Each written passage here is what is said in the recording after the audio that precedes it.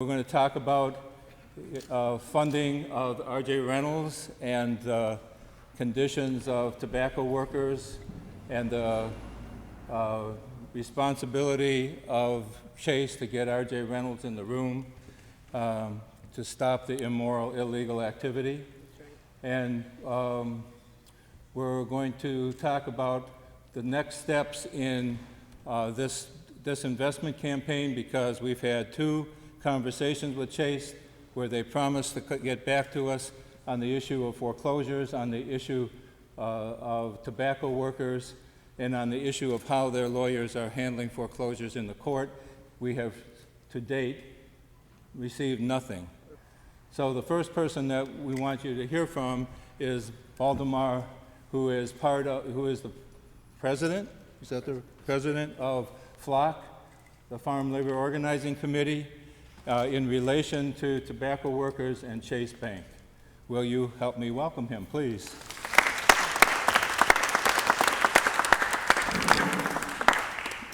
Well, it's a shame that in this day and age, after 50 years of Edward R. Murrow's Harvest of Shame, filmed in 1960, in the same fields of North Carolina, that we still have the pathetic exploited workforce that they filmed 50 years ago.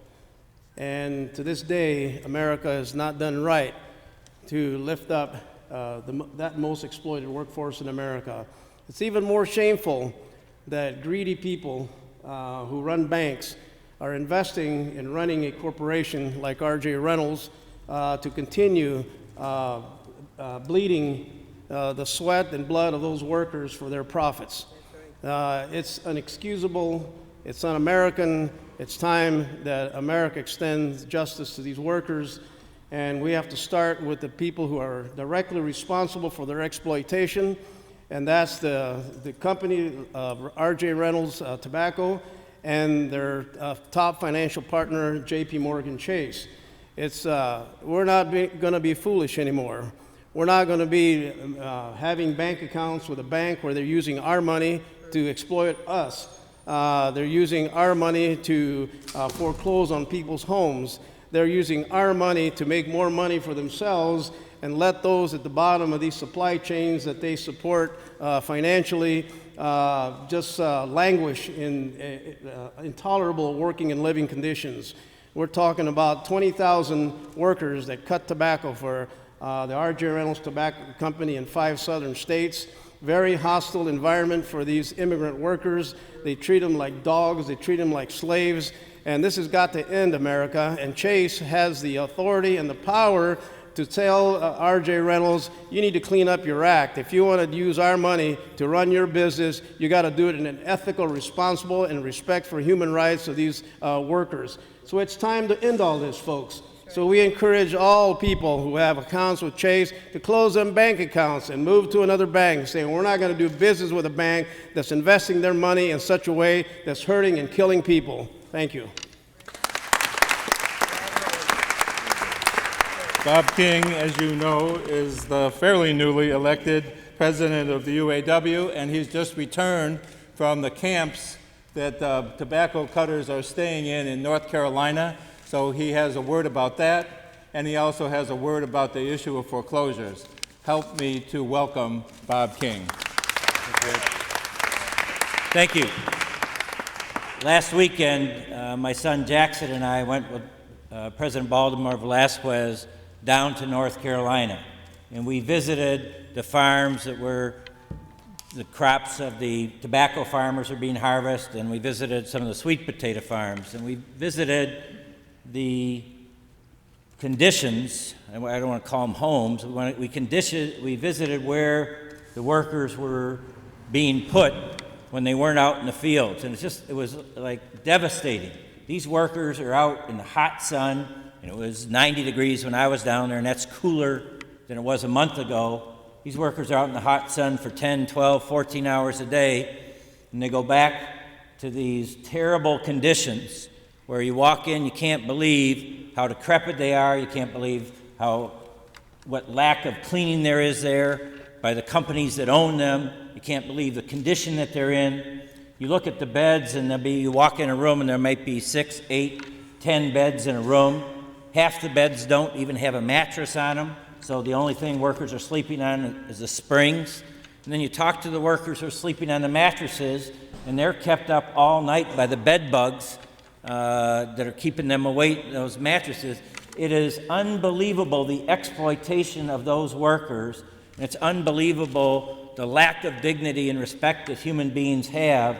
And so we're calling on all people of conscience, all people with spiritual and moral beliefs, to join with us in demanding that those workers are treated more fairly, and demanding that R.J. Reynolds sit down and bargain with the Farm Labor Organizing Committee to improve the conditions of those workers, improve the way that they're treated on the job, and improve the economics of the situation.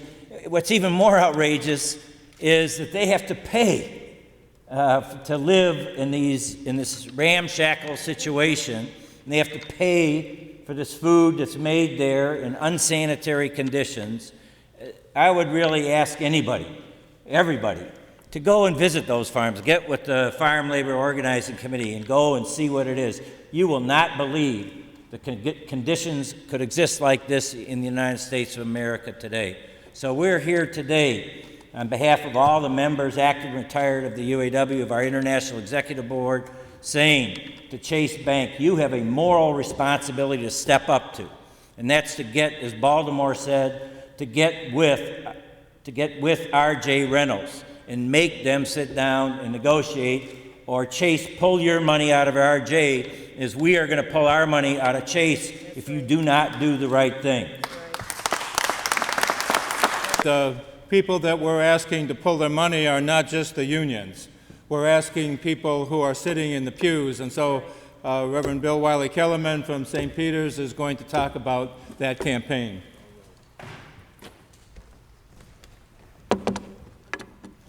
It's so important that the unions and the churches are, as institutions and communities, pulling their funds out of Chase Bank. That's an important pressure. But it's also important that individuals make a commitment to pull their funds as well out of Chase, and even their debt out of Chase. We need to be moving these funds into local, community-based financial institutions. For those who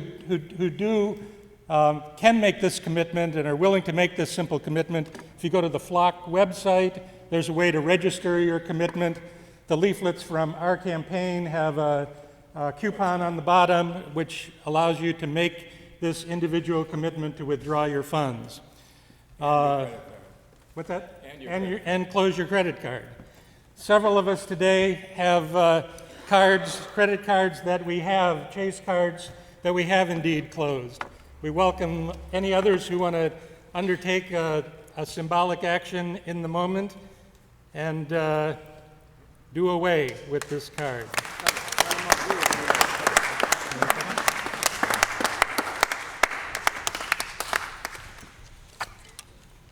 Could you find any bigger scissors? You need help? Yes, yeah, you do it.